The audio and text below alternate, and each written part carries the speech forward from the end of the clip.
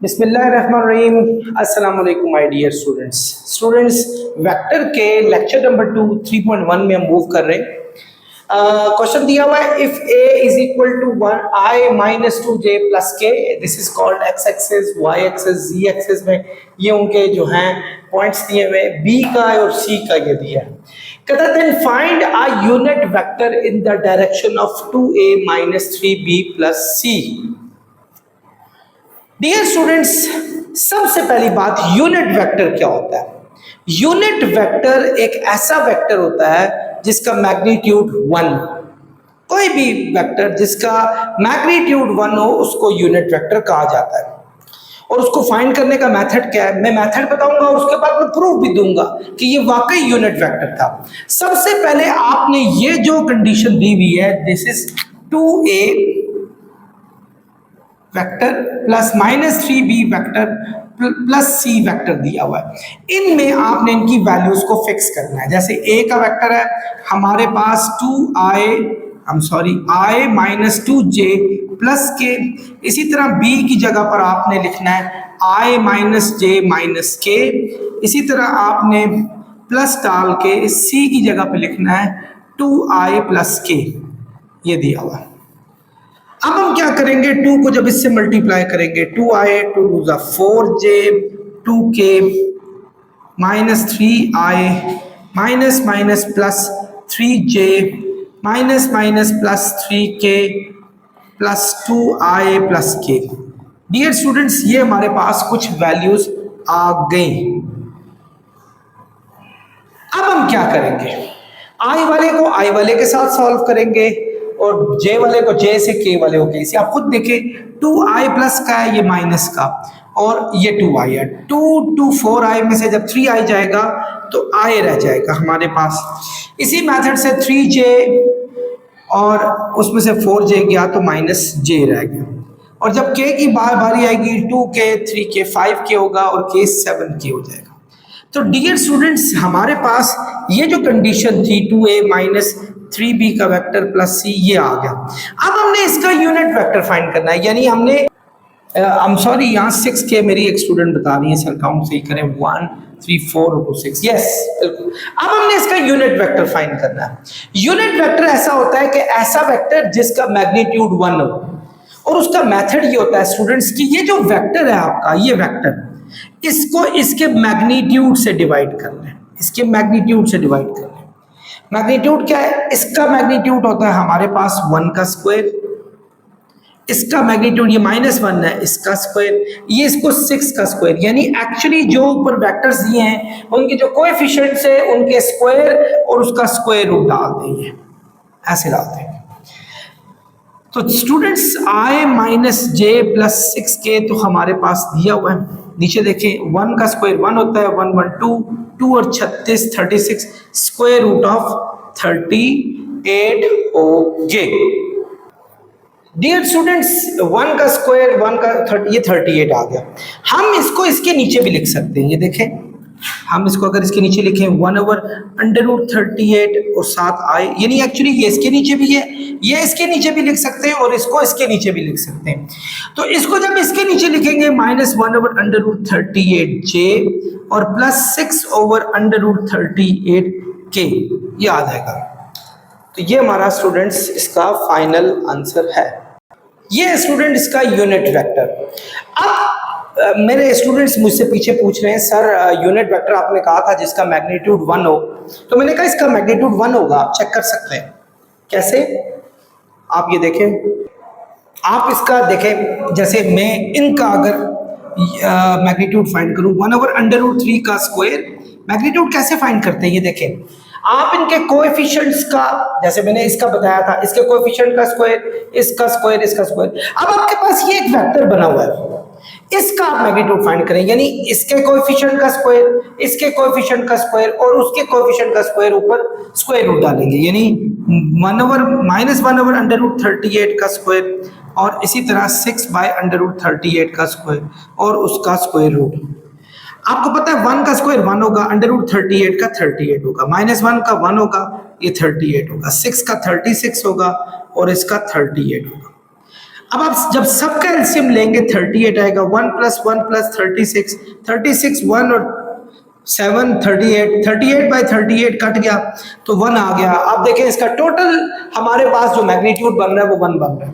तो मैंने कहा था कि यूनिट वेक्टर एक्चुअली एक ऐसा वेक्टर होता है जिसका मैग्नीट्यूड 1 होता है। तो इसका मैग्नीट्यूड 1 आ रहा है, it means it's a right answer, ये बिल्कुल ठीक आंसर। डियर स्टूडेंट्स, मूव करते हैं अपने पार्ट 2 की तरफ। Use vectors to find the length of diagonals of parallelogram.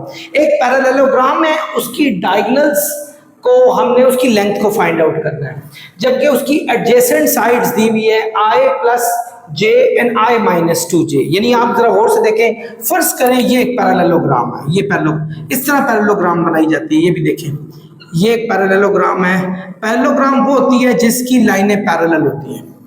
ये देखें, इसकी लाइन और इसकी लाइन पैरेलल, इसकी लाइन पैरेलल। एक बात याद रखें, पैरेललोग्राम की प्रॉपर्टी में एक ये सबसे अच्छी, सबसे मकबूल प्रॉपर्टी ये है कि उसकी आमने सामने वाली साइड्स भी इक्वल होती हैं और पैरेलल भी होती हैं। यानी ये उसके इक्वल होगी, ये इसके इक्वल होगी और ये आपस में पैरेलल भी होगी। फर्ज करें अगर इसका नाम मैं ए रख लेता हूँ, इसका नाम बी, इसका नाम मैं सी और इसका नाम मैं डी रख लेता हूँ, और ए बी का नाम मैं रख लेता हूँ i + j और b + c का नाम रख लेता हूँ, सॉरी a और d का नाम रख लेता हूँ i - 2j। एक बात याद रखें, इन पैरेललोग्राम बाद में हम देखेंगे करना क्या है। इन पैरेललोग्राम आपका ए बी इक्वल होगा किसके, डी सी के, और ये इक्वल होगा i + j के, क्योंकि ये नाम हमने रखा हुआ है। इसी तरह ए डी इक्वल होगा स्टूडेंट्स बी सी के, और इसका नाम स्टूडेंट्स हमने i - 2j रखा। एडजेसेंट साइड साथ वाली साइड्स को कहा जाता है, आमने सामने वाली साइड एडजेसेंट नहीं होती। अब स्टूडेंट्स हमने इनके डायगोनल्स की लेंथ को मेजर करना है। फर्ज करें एक डायगोनल आपका ये डायगोनल है और एक डायगोनल आपका ये,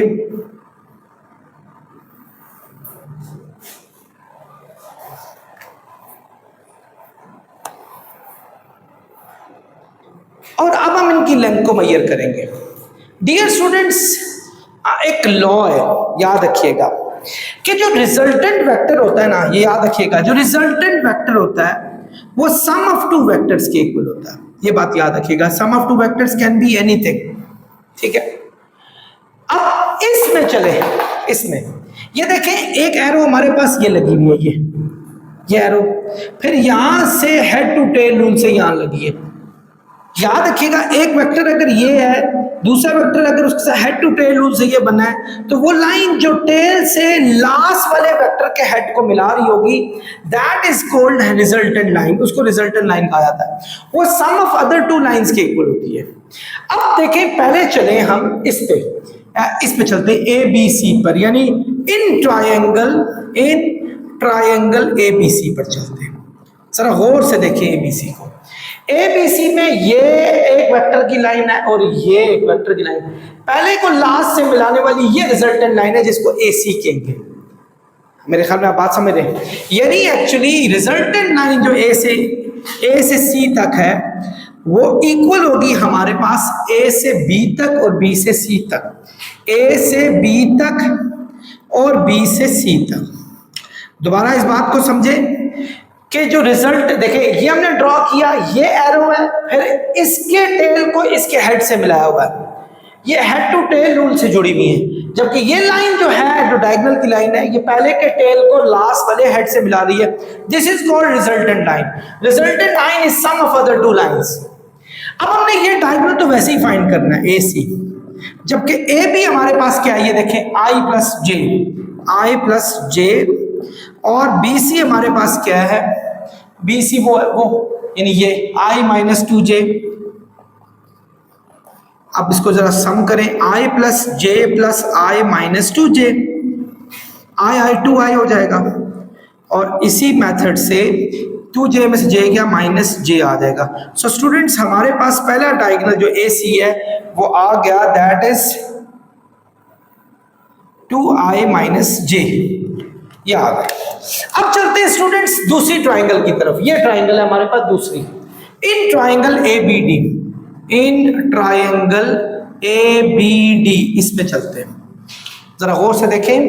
तो इसमें आप देखें ये एक हेड टू टेल रूल से जा रही है और एक हेड टू टेल रूल से ये जा रही है। पहले को लास्ट से मिलाने वाली ये लाइन रिजल्टेंट है, ये बात याद रखिएगा। मतलब इस दफा रिजल्टेंट ये नहीं हुई, इस दफा रिजल्टेंट ये है ए डी वाली, यानी हम कह सकते हैं कि ए डी जो है ये सम ऑफ अदर टू लाइंस है। सम ऑफ अदर टू लाइन एक ए बी है और एक बी डी है। ये ए डी क्या स्टूडेंट्स हमारे पास आई माइनस टू जे, बल्कि यूं करें सीधा सीधा आपने फाइंड करना बी डी। बी डी को यहीं रखें, ये ए बी प्लस हो रहा है, इसको यहां लेकर आए माइनस हो जाएगा, यानी बी डी को यहीं रखें, ए बी प्लस हो रहा है यहां आके माइनस हो जाएगा। ये ने मैंने बी ए बी को यहां आके माइनस कर दिया। अब आप इनमें इनकी वेक्टर्स की वैल्यूज को डाल दें, जैसे बी डी है, ए डी क्या स्टूडेंट्स, ए डी है I minus two J, A B क्या हमारे पास I plus J, I minus two J, minus अंदर के साइन चेंज करेगा तो माइनस आई माइनस जे हो जाएगा। आई में से आई गया 0, जे और जे माइनस 3 जे हो जाएगा। तो स्टूडेंट्स बी डी जो हमारा है, जो ये वाला है, ये हमारे पास आ जाएगा -3 जे के इक्वल आ जाएगा, और इसको स्टूडेंट 0 माइनस 3 जे भी कहा जा सकता है। अच्छा एक बात उसने ये कहा था, ये तो हमारे पास वेक्टर्स आए हैं, these two are vectors, when you have i and j with values then they are still vectors, they are not magnitudes or values। अभी आपने use vectors to find the length of diagonals, इनकी length को measure करना है। Length कैसे major करते हैं, length होता है मैग्नीट्यूड को मेजर करना, और अभी थोड़ी देर पहले मैंने मैग्नीट्यूड का बताया था। इसका मैग्नीट्यूड यानी ए सी का मैग्नीट्यूड फाइंड करेंगे तो वो क्या आ जाएगा आपके पास, 2 का स्क्वायर प्लस -1 के स्क्वायर का स्क्वायर रूट। याद रखिएगा ये इसका फॉर्मूला है और मैं पीछे भी बता चुका हूं। 2 का स्क्वायर होता है 4 और ये 1 5, तो ये स्क्वायर रूट ऑफ 5 आ गया। यूनिट हमें नहीं पता कि इसकी यूनिट क्या है, तो मैंने यूनिट लिख दिया। यहां भी ऐसे ही है, 0 का स्क्वायर प्लस -3 के स्क्वायर का स्क्वायर रूट। तो स्टूडेंट्स 0 का स्क्वायर 0 आएगा, -3 का स्क्वायर 9 हो जाएगा, 0 प्लस 9 और 9 का स्क्वायर रूट हो जाएगा 3 यूनिट। तो आपने देखा दो डिफरेंट हमारे पास आ गए सॉल्यूशंस, पहला स्क्वायर रूट ऑफ 5, दूसरा हमारे पास 3 यूनिट आ गया। आई होप स्टूडेंट्स आपने अच्छे तरीके से इसको समझा होगा। डियर स्टूडेंट्स मूव करते हैं अपने क्वेश्चन नंबर 6 के पार्ट फर्स्ट की तरफ। Show that the points with position vectors i minus j, 4i plus 3j plus k, 2i minus 4j plus 5k are vertices of right angle triangle. ये हमारे पास position vectors दिए हुए और ये कह रहा है ये राइट एंगल ट्राइंगल बना रहे हैं। डियर स्टूडेंट्स ये क्वेश्चन नंबर 6 है, इसका मुझे लगता है ये क्वेश्चन में थोड़ी सी खराबी थी, मैंने उसको थोड़ा सा सही कर दिया। यहाँ j था जबकि मैंने -3j लिख दिए। Show that the points with vectors i minus 3j, 4i plus 3j plus k and 2i minus 4j plus 4k are vertices of right angle triangle. आपने ये प्रूव करने हैं कि ये वर्टिसेस राइट एंगल्ड ट्राइंगल है। सबसे पहले इनके नाम रख लें स्टूडेंट्स, फर्ज करें लेट कर लेते हैं कि एक का नाम रख लेते हैं ए वेक्टर। ए वेक्टर क्या है, i माइनस 3j, दूसरा क्या है हमारे पास बी का vector 4i plus 3j plus k, और इसी तरह जो सी का वेक्टर हम ले लेते हैं वो है 2i minus 4j plus 4k। ये 3 वेक्टर्स स्टूडेंट हमारे पास आ चुके हैं। हमने ये साबित करना है कि ये किसी भी ट्राइंगल के वर्टिसेस है। आप यूं समझ लें कि ये ट्राइंगल है, ये ट्राइंगल देखिए, ये ट्राइंगल है, इनमें एक वेक्टर ये है, एक वेक्टर ये है और एक वेक्टर ये है। मुझे ये अभी मैं एग्जैक्टली लोकेट नहीं कर सकता जब तक मैं इसको सॉल्व नहीं करूंगा, क्योंकि ये वाला वेक्टर जो होगा वो हाइपोटेन्यूज बनेगा, उसका जो मैग्नीट्यूड है। तो ये मैं सॉल्व करके बताऊंगा। तो स्टूडेंट्स पहला काम ये करते हैं, हमें एक बात पता है कि ट्रायंगल जो राइट एंगल ट्रायंगल होती है या तो उसके दो साइड्स परपेंडिकुलर होते हैं, और इसको प्रूव करने का एक तरीका है वो नेक्स्ट एक्सरसाइज में है। जैसे कॉस, दो चीजें जो परपेंडिकुलर होती हैं उनका जो डॉट प्रोडक्ट होता है वो जीरो होता है, हम उस मेथड से भी सॉल्व कर सकते हैं। लेकिन हम इस मेथड से सॉल्व नहीं करेंगे क्योंकि अभी तक मैंने आपको cos थीटा का वो फॉर्मूला नहीं बताया हुआ, हम इसको किसी और मेथड से सॉल्व करेंगे। तो स्टूडेंट सॉल्व करते हैं, देखिए सबसे पहला काम ये करते हैं कि इसका मैग्नीट्यूड निकालते हैं, फिर इसका मैग्नीट्यूड, फिर इसका मैग्नीट्यूड, फिर पाइथागोरस थ्योरम लगाएंगे। अगर पाइथागोरस थ्योरम यहाँ वेरीफाई हो जाता है तो ऑब्वियसली ये राइट एंगल ट्रायंगल हो जाएगी। चलिए स्टार्ट करते हैं स्टूडेंट। सबसे पहले हम मैग्नीट्यूड फाइंड करेंगे इसका मैग्नीट्यूड कैसे होगा, i का स्क्वायर, i का जो कोएफिशिएंट है वो 1 है और j का कोएफिशिएंट -3 है, k वैसे ही नहीं दिया तो बस इसका स्क्वायर रूट ले लें। 1 का स्क्वायर होगा 1, 3 का होगा 9 और ये आ जाएगा स्टूडेंट्स 10, ये आ जाएगा। और अगर आपने इसका स्क्वायर फाइंड करना हो, स्क्वायरिंग करनी है तो स्क्वायर रूट कैंसिल हुए, ये 10 आ गया। ठीक है स्टूडेंट्स, अब चलते हैं बी वाली साइड पे। बी वाला, बी का वेक्टर क्या दिया हुआ है और उसका मैग्नीट्यूड भी आपने फाइंड आउट करना है। बी का वेक्टर क्या है 4i, अच्छा 4 का स्क्वायर, इसी तरह 3 का स्क्वायर, इसी तरह 1 का स्क्वायर और उसका स्क्वायर रूट। जब हम इसका स्क्वायरिंग बोथ साइड करेंगे, 4 का square 16, 9 and 1, squaring both side में आपको पता है स्क्वायर और स्क्वायर रूट आपस में कैंसिल हो जाएंगे, 16 9 25 और 1 26, 26 हमारे पास आ गया। अच्छा अब चलते हैं हम आगे सी वाले पे। सी का वेक्टर क्या है और उसका मैग्नीट्यूड। सी हमारे पास है स्टूडेंट्स 2i यानी 2 का स्क्वायर प्लस -4 का स्क्वायर और प्लस 4 का स्क्वायर। सी स्टूडेंट्स ये था, इसके जो कोएफिशिएंट है उनका आप ले लें और उसका स्क्वायर रूट ले लें। मैग्नीट्यूड इसी तरीके से फाइंड होता है 4, 16 और 16, 16 16 32 और 4 हो गए 36, 36 का स्क्वायर रूट आ गया, यहाँ भी स्क्वायर रूट था। तो आपको पता है हमने लेना है इसका स्क्वायर। स्क्वायर की रीजन मैंने आपको बताता हूँ, पाइथागोरस थ्योरम रीजन है। तो स्क्वायर और स्क्वायर रूट कैंसिल हो गए। स्टूडेंट्स एक आंसर हमारे पास ये आ गया, नंबर 1, नंबर 2 हमारे पास ये आ गया और नंबर 3 हमारे पास ये आ गया। हमने करना ये पाइथागोरस थ्योरम लगाना है।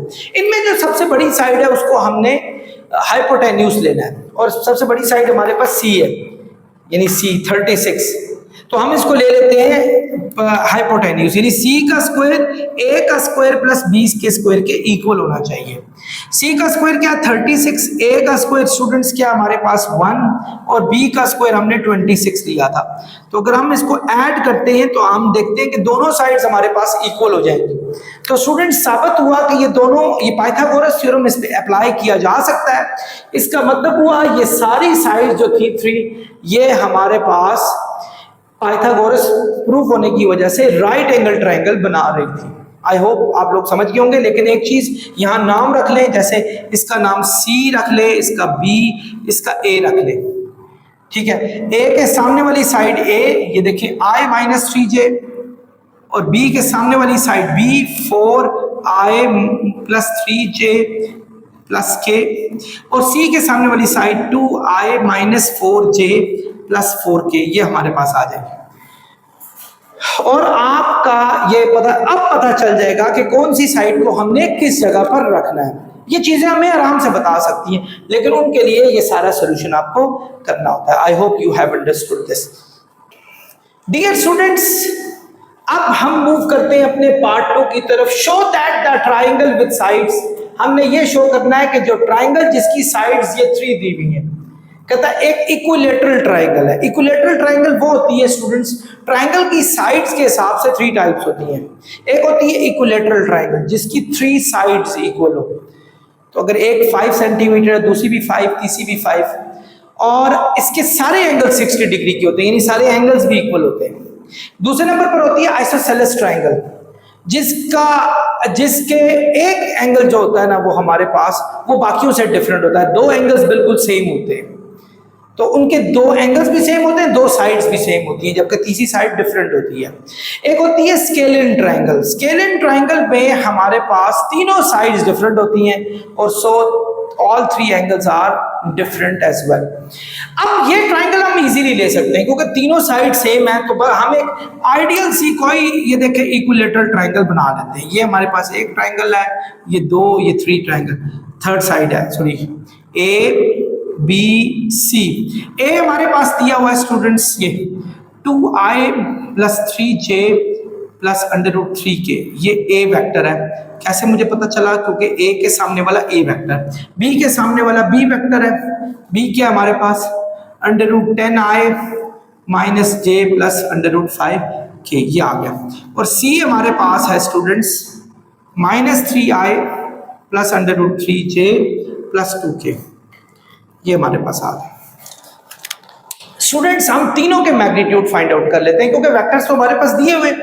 पहले हम ए का मैग्नीट्यूड फाइंड करते हैं। ए का वेक्टर क्या है स्टूडेंट्स? ए का वेक्टर दिया हुआ है, वो देखें 2i + 3j + √3k, ठीक है। अब हम इसका पहले तो मैग्नीट्यूड फाइंड करते हैं, और मैग्नीट्यूड का मेथड मैंने आपको बताया था कि इसके कोएफिशिएंट का स्क्वायर, j के कोएफिशिएंट का स्क्वायर और k के कोएफिशिएंट का स्क्वायर, और इसके ऊपर स्क्वायर रूट भी डाल देंगे। 2 का स्क्वायर हो जाएगा 4, 3 का हो जाएगा 9 और इसका हो जाएगा 3 और 9 12 और 4 16 हो जाएंगे, और 16 का स्क्वायर रूट होता है 4 यूनिट, ये हो जाएगा। चलते हैं स्टूडेंट्स बी की तरफ। बी वेक्टर क्या हमारे पास √10i - j + √5k, ये हमारे पास है। इसका भी ऐसा ही मैग्नीट्यूड फाइंड करेंगे। देखें √10 स्क्वायर प्लस -1 का स्क्वायर प्लस √5 का स्क्वायर और इसका square root. Square root cancel हुए, 10 + 1 + 5 आ जाएगा। तो ये भी स्टूडेंट 16 का स्क्वायर रूट आ गया, यानी 4। इसका मतलब हुआ कि इसका भी टोटल लेंथ 4 है, उसका भी टोटल, सॉरी, इसका भी टोटल लेंथ 4 है, इसका भी टोटल लेंथ 4 है। अगर C का मैग्नीट्यूड भी हमारे पास 4 हो जाता है तो ये 3 साइड्स इक्वल हो जाएंगी, तो हम प्राउडली कहेंगे कि ये इक्विलेटरल ट्राइंगल है। C का क्या है जी वेक्टर हमारे पास -3i + √3j + 2k। तो what would we do students? हमने इसका मैग्नीट्यूड निकाल लिया, -3 का स्क्वायर, √3 का स्क्वायर और 2 का स्क्वायर हमने लिखा और इसके ऊपर स्क्वायर रूट डाल दिया। 9, ये स्क्वायर रूट कैंसिल हुए, 3 और ये 4, 9 3 12 और 4 16 का स्क्वायर रूट, जो कि हमारे पास 4 यूनिट आ जाएगा। तो आपने देखा C का भी मैग्नीट्यूड हमारे पास 4 आया। अब हम कहेंगे सिंस A का मैग्नीट्यूड, B का मैग्नीट्यूड और C का मैग्नीट्यूड इक्वल है, so triangle is equilateral triangle. आप समझ आ गई होगी, आई होप इसमें इतना मुश्किल नहीं था। डियर स्टूडेंट्स, क्वेश्चन नंबर 7 का फर्स्ट पार्ट है, find the value of lambda. Lambda की वैल्यू आपने फाइंड करनी है। अगर A के वेक्टर का मैग्नीट्यूड 3B के वेक्टर के मैग्नीट्यूड के इक्वल हो, तो स्टूडेंट्स ये A का वेक्टर दिया, ये B का वेक्टर दिया। पहले तो इन दोनों के पहले ये चीज फाइंड करें, पहले A का वेक्टर का मैग्नीट्यूड फाइंड करें। पहले A के वेक्टर का मैग्नीट्यूड फाइंड आउट करते हैं क्या है। तो स्टूडेंट्स मैग्नीट्यूड का मतलब आपको पता चल गया, टोटल वैल्यू 1 का स्क्वायर प्लस -3 का स्क्वायर, इनके कोएफिशिएंट्स को आपने उनके स्क्वायर का स्क्वायर रूट लेना है। ऐसे 1 का स्क्वायर 1 होगा, 3 का 9 होगा और ये लेम्डा स्क्वायर हो जाएगा। 9 और 1 10 प्लस लेम्डा स्क्वायर हो गया। ये हमारे पास आ गया A का वेक्टर का मैग्नीट्यूड। अब हमने नेक्स्ट क्या करना है, 3B का वेक्टर और उसका मैग्नीट्यूड। पहले 3B का वेक्टर तो निकालें क्या है, या हमें ये भी नहीं पता, बाद में हम उसका मैग्नीट्यूड सोचेंगे। 3B का वेक्टर क्या हमारे पास 3 × B, B क्या I + 2j - k, यही मीनिंग होगा 3 एंड वैल्यू ऑफ B। तो students 3i + 6j, 3 1s are 3k, ये आ गया डियर स्टूडेंट्स। अब जब हम इसका मैग्नीट्यूड फाइंड करेंगे 3B के वेक्टर का मैग्नीट्यूड, तो ये 3 का स्क्वायर प्लस 6 का स्क्वायर प्लस माइनस 3 का स्क्वायर और उसका स्क्वायर रूट। 3 का स्क्वायर होता है 9, 6 का स्क्वायर होता है 36, 3 का स्क्वायर होता है 9। ये आ गया। 9 और 36 हो जाएंगे 45, 45 और 9 हो जाएगा हमारे पास 54 का स्क्वायर रूट। जी डियर स्टूडेंट्स, फाइंड क्या करना है, हमने लैम्डा की वैल्यू को फाइंड आउट करना है। और उसने ये कहा था कि ए का, उसने ये जो कहा था वो क्या था, ए का वेक्टर का मैग्नीट्यूड और 3b के वेक्टर का मैग्नीट्यूड आपस में इक्वल है। ए का वेक्टर का मैग्नीट्यूड क्या है, 10 प्लस लैम्डा स्क्वायर का स्क्वायर रूट, 3b का है अंडर रूट 54। तो स्टूडेंट स्क्वायरिंग बोथ साइड कर लें, जब इसकी स्क्वायरिंग उसकी स्क्वायरिंग करेंगे दोनों में से स्क्वायर रूट आजाद हो जाएंगे। 10 प्लस लैम्डा का square is equal to 54। 10 students यहाँ प्लस हो रहा है, जब हम उसको उस साइड पे ले जाएंगे तो वहां जाके हो जाएगा माइनस, तो 54 माइनस 10 हो जाएगा। तो lambda square is equal to 44 हो जाएगा। जब दोनों साइडों पे स्क्वायर रूट लेंगे तो लैम्डा की वैल्यू आ जाएगी 4 11 आर 2 अंडर रूट 11। और ये प्लस में भी लिखे माइनस में भी लिखे, क्योंकि स्क्वायर रूट, सॉरी ये स्क्वायर खत्म हो गया, तो स्क्वायर रूट जब दोनों साइड पे फाइंड करेंगे तो हमारे पास यही वैल्यू आएगी। डियर स्टूडेंट्स, क्वेश्चन नंबर 7 का सेकंड पार्ट है, if a is equal to this, b is equal to this, साबित करें कि a b के इक्वल है, या a साबित नहीं करना, बताना है, या तो ये इन दोनों का मैग्नीट्यूड इक्वल है या इन दोनों का वेक्टर इक्वल है। डियर स्टूडेंट्स, एक बात याद रखें, दो वेक्टर्स के इक्वल होने का ये जरूर मतलब होता है कि उनका मैग्नीट्यूड इक्वल हो सकता है, लेकिन दो मैग्नीट्यूड के इक्वल होने का हरगिज़ ये मतलब जरूरी नहीं है कि वो उनका वेक्टर भी इक्वल हो। वेक्टर इक्वल होने के लिए मैग्नीट्यूड का इक्वल होना भी लाजमी है और डायरेक्शन का होना भी लाजमी है। जब हम बात करेंगे वेक्टर्स की, हम पहला पार्ट वो वाला कर लेते हैं कि क्या ये इक्वल है या नहीं है। ये तो देखें, ए का वेक्टर हमारे पास दिया हुआ है 2i प्लस 3j, जबकि बी का वेक्टर दिया हुआ है हमारे पास -3i प्लस 2j। आप दोनों वेक्टर इक्वल नहीं हो सकते, इनके मैग्नीट्यूड को भी इक्वल होना चाहिए, इनकी डायरेक्शंस को भी इक्वल होना चाहिए। आप खुद देखें कि इसका मैग्नीट्यूड 2 है, इसका -3 है, इसका 3 है, इसका 2 है।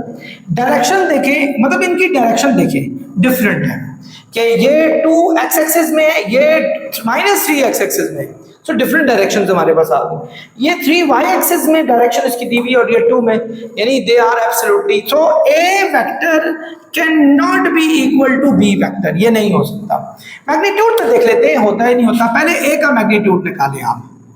ए का मैग्नीट्यूड, ए क्या स्टूडेंट्स हमारे पास ये, यानी 2 का स्क्वायर प्लस 3 के स्क्वायर का स्क्वायर रूट। मैग्नीट्यूड का मेथड आपको पता चल होगा, 4 और 9 13 होते हैं, 13 का स्क्वायर रूट आ गया। सेम हम जब b का वेक्टर फाइंड करेंगे, b हमारे पास ये -3 का स्क्वायर प्लस 2 का स्क्वायर, तो -3 का स्क्वायर होता है 9 और 4 13। आपने देखा दोनों इक्वल आ गए, तो a का मैग्नीट्यूड और b का मैग्नीट्यूड आपस में इक्वल हो गया। तो भाई ये इक्वल हो गया, but they can not be equal to each other. I hope dear students, question number 8 है और इसका आई थिंक फर्स्ट पार्ट है ये इसका, मैं चले बाद में देख लूंगा। अगर ये फर्स्ट ना हुआ स्टूडेंट तो ये एक ही क्वेश्चन होगा, मैं बाद में बुक में इसको वेरीफाई कर लेता हूँ। ए का वेक्टर दिया हुआ है 2i - 3j plus k, b का वेक्टर दिया i - 3j प्लस 5k, और कहता है फाइंड करें अ वेक्टर ऑफ मैग्नीट्यूड 5, एक ऐसा वेक्टर जिसका मैग्नीट्यूड 5 हो और डायरेक्शन a - 2b की हो। पहले तो डायरेक्शन का मतलब होता है कि a - 2b का आपने वेक्टर निकालना है कि क्या बन क्या रहा है। ये देखें, a - 2b का हम वेक्टर पहले फाइंड आउट करेंगे। कैसे? a का वेक्टर क्या है स्टूडेंट्स हमारे पास 2i - 3j plus k, -2b का वेक्टर है हमारे पास ये i - 3j प्लस 5k, ये और ये दिया हुआ है, ये हमने सॉल्व करना है।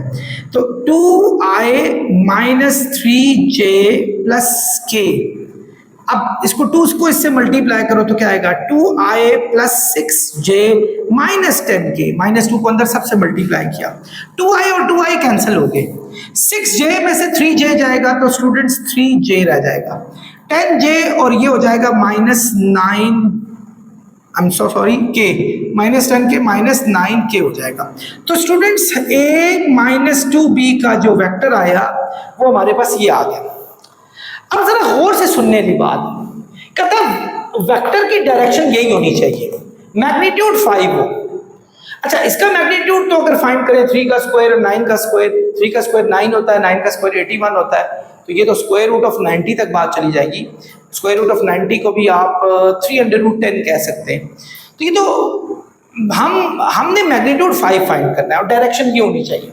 स्टूडेंट्स का मेथड ये होता है, पहले इस वेक्टर का ना आप यूनिट वेक्टर फाइंड करें जिसका मैग्नीट्यूड 1 हो, फिर जब हम उसको 5 से मल्टीप्लाई करेंगे तो मैग्नीट्यूड 5 हो जाएगा। यानी अगर किसी का मैग्नीट्यूड 1 हो, 1 को 5 से मल्टीप्लाई करें, 1 5 5, तो उसका मैग्नीट्यूड 5 हो जाएगा। सबसे पहले इसका यूनिट वेक्टर फाइंड करना है, और आपको पता है यूनिट वेक्टर कैसे फाइंड किया जाता है कि इस वेक्टर को इसी के मैग्नीट्यूड से डिवाइड किया जाता है, इन 3 का स्क्वायर प्लस -9 के स्क्वायर का स्क्वायर, ये तरीका था। अगर आपको याद हो, मैंने पीछे एक क्वेश्चन भी कराया, 3i - 9 के 3 का स्क्वायर होगा 9, 9 का होगा 81, तो ये √90 आ जाएगा।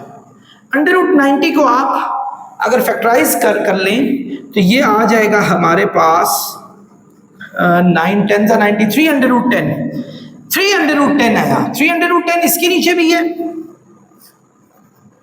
और 310 इसके नीचे भी है। ये हमारे पास आई को चलो लैदा कर दो, के को जिस सामने 3 3 से कैंसिल हुआ, 3 3 9, ये आ गया। ये वो स्टूडेंट है, ये इसका यूनिट वेक्टर है। यहां लिख लो यूनिट वेक्टर ऑफ, ये आ गया हमारे पास यूनिट वेक्टर। अब इसका मैग्नीट्यूड 1 है, ये मुझे पूरा पता है।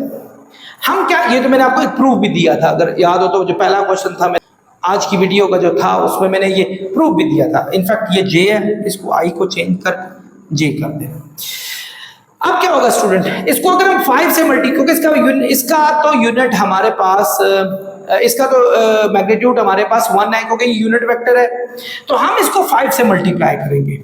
सो वो आ जाएगा 5 × 1/10i square root of 10i -3/√10j, और ये हमारे पास k था, ये आ गया हमारे पास। अब देखें आप, 5 1 5, 5/√10 आ गया i, 5 3 15/10j आ गया। ये बार बार पता नहीं मैं क्यों जे आई कर रहा हूँ, जे और ये के आ गया। तो स्टूडेंट्स हमारा सोल्यूशन ये आ गया। ये वो वेक्टर है जिसकी डायरेक्शन एग्जैक्टली इसके साथ है, लेकिन इसका मैग्नीट्यूड 5 है। करके देख लेना, मैग्नीट्यूड 5 ही आएगा। जनरली वैसे मैं आपको बता रहा हूँ आता 5 ही है। और मैं कैसे फाइंड करते हैं, 5/√10 का स्क्वायर -15/√10 का स्क्वायर। आप देखें 5 का स्क्वायर होगा 25/10 आ गया, और इसी तरह ये देख लीजिए प्लस था, माइनस अंदर होगा। 15 का स्क्वायर 225/10 आ गया। 10 एलसीएम आया, 225 और 25 हो जाएंगे 250। आई एम सॉरी, यस, तो इनका स्क्वायर रूट भी लेना था, सॉरी। ये देखें, आप देखें ये आ गया 25 का स्क्वायर रूट, 25 का स्क्वायर रूट 5 होता है। आपने देखा कि अगर मैं इस वेक्टर का मैग्नीट्यूड लेता हूं वो मेरे पास 5 ही आ जाता है। बस ये करना नहीं है, ये जस्ट आपको दिखाना था एक जरा सा। डियर स्टूडेंट्स, इसका सेकंड पार्ट है, ए का वेक्टर दिया है, बी का वेक्टर दिया है। कहता है एक वेक्टर ऐसा फाइंड करना है जिसका मैग्नीट्यूड 3/7 हो। बिल्कुल उसी मेथड से सॉल्व करना है, मैंने कहा था बात जैसा हमने पहले किया था। स्टूडेंट्स देखें, सबसे पहले हमने ये वेक्टर फाइंड आउट करना है। वेक्टर क्या है हमारे पास, 3a का वेक्टर प्लस b का वेक्टर। a का वेक्टर क्या है हमारे पास, 2i - 3j प्लस k। बिल्कुल उसी मेथड से हमने इस जगह पे इसकी वैल्यू सब्स्टिट्यूट की। b का वेक्टर क्या होगा हमारे पास, i - 3j plus 5j। 3 2 6i, 9j 3k। इसी तरह i - 3j प्लस 5k, ये हमारे पास आ गया। 6i और i हो जाएगा 7i, 9j और हो जाएगा 12j, और आपका 3 और 5 हो जाएगा 8k। ये हमारे पास आ गया। 617 12, यस बिल्कुल यही आ गया। अब हम इसका फाइंड करेंगे यूनिट वेक्टर फाइंड करेंगे, यूनिट वेक्टर। ठीक है, याद रखना यूनिट वेक्टर का एक फॉर्मूला होता है, जैसे ए का यूनिट वेक्टर हो ना तो ए का वेक्टर ओवर ए का मैग्नीट्यूड होता है, ये मेथड होता है इसका। यूनिट वेक्टर के ऊपर यूं साइन हैट का डलता होता है। तो देखिए इसका वेक्टर क्या है, 7i minus 12j plus 8k। हमने फर्ज करें इसका नाम हम ए का वेक्टर, कैपिटल ए का वेक्टर लिख लेते हैं, और डिवाइडेड बाय ए का मैग्नीट्यूड क्या हुआ, 7 का स्क्वायर माइनस 12 का स्क्वायर प्लस 8 का स्क्वायर, और इसके ऊपर डालेंगे इसका स्क्वायर रूट। तो आपके पास यूनिट वेक्टर आ जाएगा, 7 का स्क्वायर होता है 49, 144, 64। चलिए हम सॉल्व कर लेते हैं। 7i minus 12j plus 8k और डिवाइड करेंगे, 7 का स्क्वायर है 49, 144 प्लस 64, 64, 68, 208, 208, 257, आई थिंक 257 आ रहा है इसका।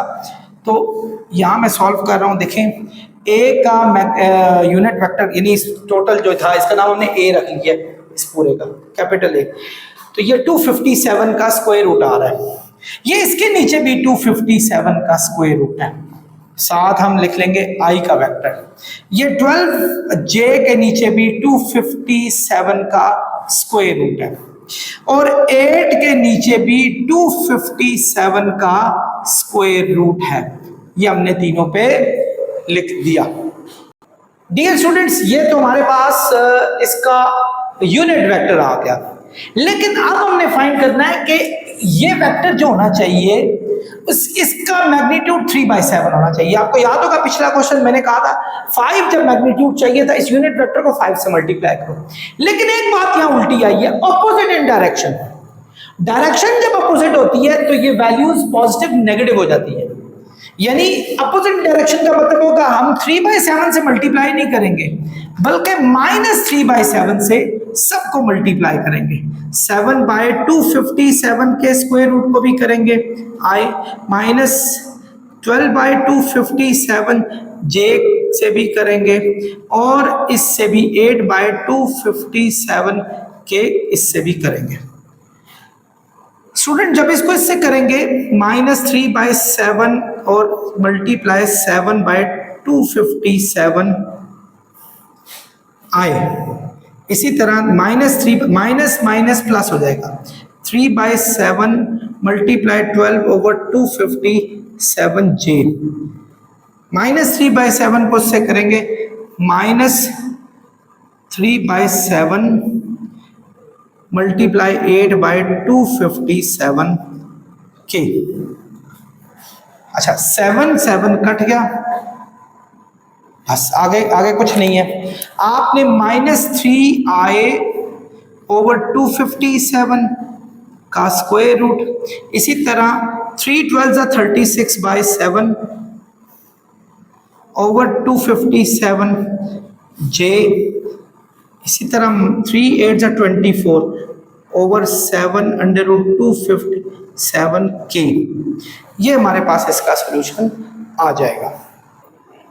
डियर स्टूडेंट्स, क्वेश्चन है position vectors of point A and B are i-2j plus k and 2i plus 3j minus k.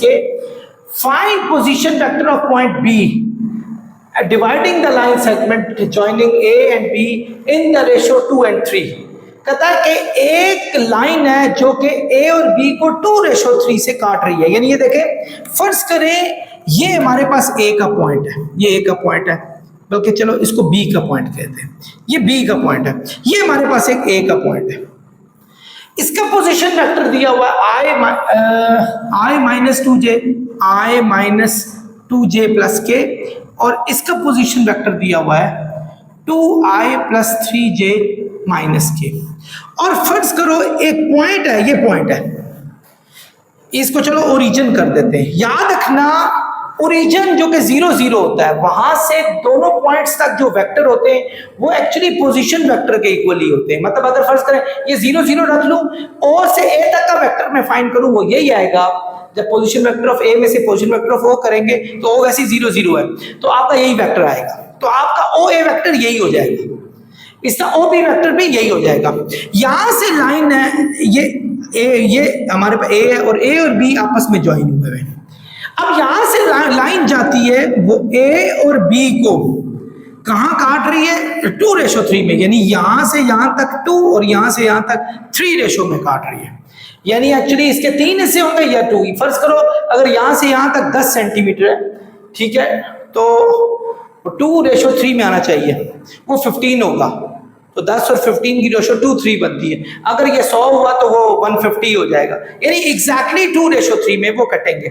Students, जब internally line जा रही हो तो इसका एक फॉर्मूला होता है, याद रखना, आर का वेक्टर जो हमने फाइंड करना है, इसका वेक्टर का नाम होता है आर का वेक्टर। ठीक है, इसका वेक्टर होता है हमारे पास N A plus M B divided by m plus n, ये फॉर्मूला होता है। n कहते हैं बाद वाली को, जो ऊपर वाली है, और m कहते हैं नीचे वाली को। यानी अगर 2:3 है, ये m है, ये n है, n 3 है। 3 और a का वेक्टर स्टूडेंट्स हमारे पास ये वाला i minus 2j plus k, याद रखिएगा इस फॉर्मूले को। m हमारे पास है ये वाला 2, तो b हमारे पास दिया हुआ वो 2i plus 3j minus k, और डिवाइड हो रहा है students m plus n। m हमारे पास क्या है? 3 प्लस 2, 2 प्लस 3, तो एक ही बात है वैसे। 3 को इससे करें 3i 6j 3k, 4i 6j minus 2k, तो स्टूडेंट्स ये 5 आ गया। 3i और 4i हो जाएगा 7i। स्टूडेंट्स 7 के नीचे भी 5 होगा, ये 5 सबके नीचे रखना है।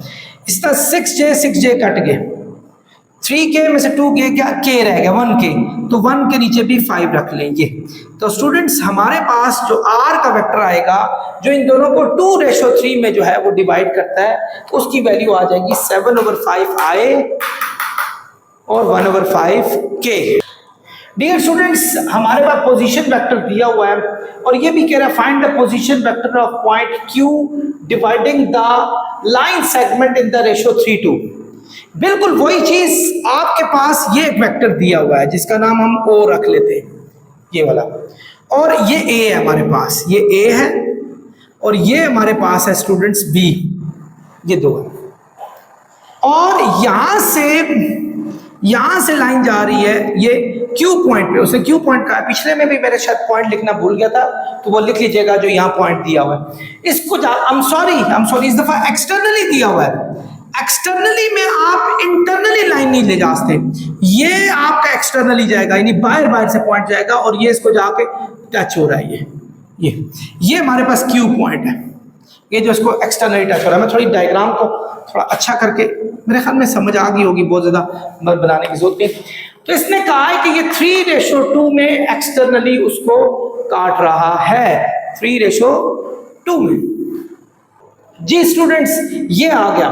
अब इसका भी एक फॉर्मूला जो आप जो है बुक से चेक कर सकते हैं, वो फॉर्मूला कुछ यूं है, आपने देखा होगा आर का वेक्टर जो एक्सटर्नली टच हुआ है ये इक्वल होगा NA minus MB divided by N minus M। First वाले को M कहेंगे, दूसरे वाले को N कहेंगे, ये बात याद रखिएगा। अब देखिए NA का वेक्टर हमारे पास क्या है students? I minus 2J plus K, और इसी तरीके से M हमारे पास, सॉरी N लिखें, N हमारे पास 2 था, M हमारे पास 3 था, और B की वैल्यू हमारे पास है 2I plus 3J minus K। इसी मेथड से N हमारे पास है स्टूडेंट्स 2 माइनस 3, ये आ गया 2I minus 4J plus 2K, 6I, 3 3s are 9J minus minus plus 3K, और हमारे पास आगे 2 में से 3 माइनस करें -1 आएगा। 2I में से 6I गया तो -4I, इसी तरह 4 ये -13J, और 2 में से 5k आ जाएगा, नीचे -1 है। -1 को ऊपर शिफ्ट करें, सबके साइंस चेंज हो जाएंगे। 4i + 13j - 5k। स्टूडेंट्स ये हमारा इसका सोल्यूशन आ जाएगा। मेरे ख्याल में पीछे आंसर थोड़ा सा गलत है, उसको दुरुस्त कर लीजिएगा। Dear students, the 3 vertices of parallelogram ABCD taken in order A, B, C, D नहीं दिया हुआ, उसे कहा D एक वर्टेक्स है, उसको फाइंड करें। बाकी A, B, C हमारे पास पॉइंट्स दिए हुए। तो पहले हम एक पैरेललोग्राम बना लेते हैं। देखिए ये पैरेललोग्राम है। पैरेललोग्राम की खासियत होती है कि इसकी आमने सामने वाली साइड्स इक्वल होती है। A दिया हुआ है 3 - 4, B दिया हुआ है आपके पास -1 - 3, और C दिया हुआ है -6 2, और स्टूडेंट्स D नहीं दिया हुआ। हम उसका नाम XY रख लेते हैं अपने पास, यहां लिख भी लेते हैं, late 4th vertex D XY। ठीक है, चलें जी, अब हम क्या करते हैं, इसको फाइंड आउट करते हैं। स्टूडेंट्स याद रखें, ये ऑर्डर में इस तरह लिखे जाते हैं, A B C D। अगर यहां स्टार्ट करें A B C D, यानी एंटी क्लॉकवाइज आपका चलना चाहिए सारे का सारा। आप A और B का आप पहले फाइंड करें वेक्टर, और D और C का वेक्टर फाइंड करें। ये दोनों वेक्टर आपस में इक्वल होने चाहिए। पहले हम A और B का वेक्टर फाइंड करते हैं। A B का वेक्टर होगा position vector of B minus position vector of A। आप लोगों को मैंने पहले लेक्चर में बताया था, अगर पॉइंट्स दिए हो तो आपने वेक्टर कैसे फाइंड करने हैं। तो पोजीशन वेक्टर ऑफ B क्या है, -1 और -3, उसमें से माइनस करेंगे। पोजीशन वेक्टर ऑफ A क्या है, 3 - 4। इसके साथ -1 में से -3 करेंगे, -3 में से -4 करेंगे, ये हमारे पास आ गया -4, माइनस माइनस प्लस हो गया, 4 में से 3 गया 1 आ गया, और इसको -4i + jb कहा जा सकता है। ये हमारे पास ए बी का वेक्टर आ गया। अब अगला कौन सा वेक्टर है स्टूडेंट्स, डीसी का। डीसी का वेक्टर क्या होगा, position vector of C minus position vector of D. ये सी क्या स्टूडेंट्स हमारे पास -6 2, और डी हमारे पास क्या है xy। ये इसमें से ये माइनस करेंगे तो क्या आएगा, -6 - x और 2 - y, ये आ जाएगा। इसके साथ आई जे भी लगा सकते हैं अगर लगाना चाहें, i + 2 - y j, ये आ गया स्टूडेंट्स, ये डीसी का वेक्टर है।